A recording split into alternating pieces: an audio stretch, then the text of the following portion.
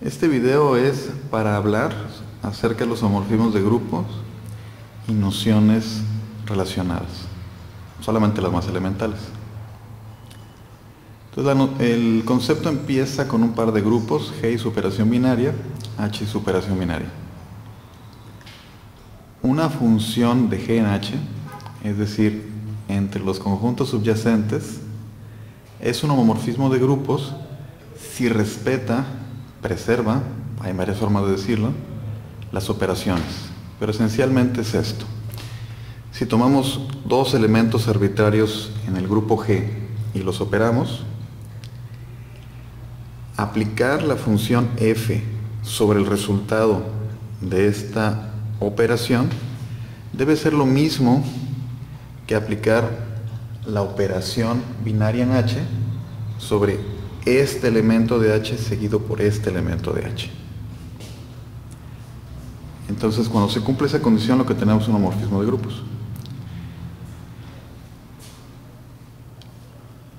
Un ejemplo que puede exhibir la diferencia aparente entre dos grupos y que puede ser salvada esa apariencia a través de un homorfismo de grupos es el siguiente. Vamos a considerar como grupo a los reales y su operación binaria, pues la suma usual de reales, la suma que conocemos de toda la vida. Y para el otro grupo vamos a considerar los reales positivos, es decir, todos los reales que son estrictamente mayores que cero. ¿De acuerdo?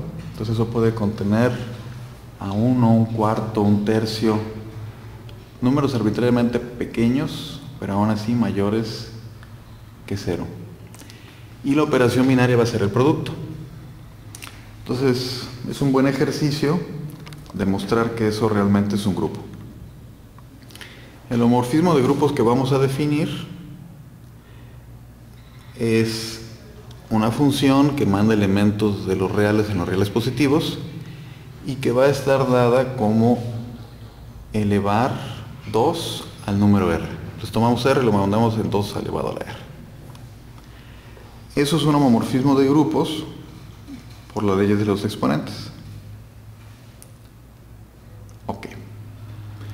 Ahora, estos dos grupos, uno es la suma, el otro es el producto, y tenemos conjuntos subyacentes distintos. Aparentemente son muy diferentes, y como grupos lo son diferentes. Pero lo importante del homomorfismo de grupos es que en este ejemplo en particular, la estructura algebraica es la misma. La función f es un buen ejercicio de cálculo, es biyectiva, es decir, es un isomorfismo de grupos. Entonces estos dos grupos, aunque son distintos, como objetos algebraicos son esencialmente lo mismo. Así que si yo quiero saber cosas sobre los dos, puedo estudiar cualquiera de ellos, aprovechando, dadas las circunstancias del problema que me tope, cuál me resulta más fácil de analizar. Ok. Ahora, una cuestión que se usó en los videos de productos semidirectos, pues es que los automorfismos de un grupo, pues son un grupo. Entonces vamos a recorrer un poquito ese camino. Pensemos en un grupo con su operación binaria. Entonces los endomorfismos del grupo, pues son todos los homomorfismos de G en G. Ese es el conjunto de los endomorfismos del grupo. Y los automorfismos de G, pues son todos los homomorfismos biyectivos de G en G. Entonces, hay varias cosas que vale la pena mencionar. La primera es que los endomorfismos del grupo pues constituyen un monoide. En general no son un grupo. La razón es que si yo tomo dos homomorfismos de grupo, entonces su composición pues siempre es un homomorfismo de grupos. En particular, si tomo dos endomorfismos, pues su composición es un endomorfismo. Ese es un buen ejercicio que vale la pena hacer. Ahora, pues la composición por su definición siempre es asociativa. Entonces la operación binaria en los endomorfismos y en los automorfismos, que es la misma, que es la composición, pues siempre es asociativa. Ahora, un endomorfismo de grupos, pues siempre es la identidad. Es muy fácil ver que se cumple la definición, ¿no? Porque pues manda a G estrellita G, G1 estrellita G2, en G1 estrellita G2. Entonces la identidad es parte de los endomorfismos de grupo y funciona como un neutro. Entonces los endomorfismos son un monoide. No alcanzan a ser grupo porque en principio, por lo general, los endomorfismos no tienen por qué tener inverso. Sin embargo, si nos restringimos a los automorfismos, pues entonces tenemos que la composición de automorfismos es un automorfismo, porque ya vimos que composición de endomorfismos va a andar en endomorfismos, y sabemos que composición de funciones biyectivas es biyectiva. Por supuesto que se va a tener la asociatividad, por supuesto que vamos a tener el mismo neutro,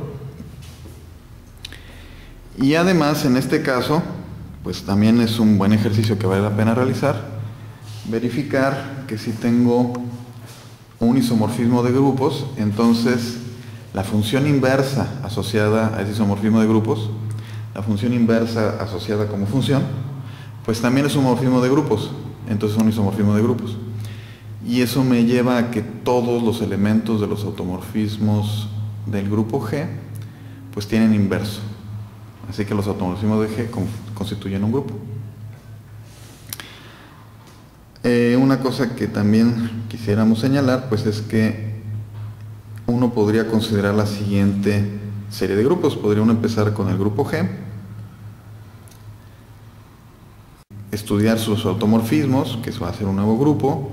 Entonces uno podría estudiar los automorfismos de los automorfismos, etc. Y en principio pues uno estaría generando una sucesión de grupos. Ahora, es difícil calcular, pero queremos exhibir que no necesariamente esa serie tiene que crecer. Un ejemplito muy simpático para hacer pues sería tomar los enteros con la suma, y cualquier automorfismo de los enteros bajo la suma pues tiene que mandar al 1 en el 1 o al 1 en el menos 1. Así que eso nos da solamente dos posibles automorfismos: la identidad y cambiar de signo. Y los sucesivos automorfismos, los automorfismos de Z2 solamente son la identidad. Así que esta serie en este ejemplo rápidamente colapsó.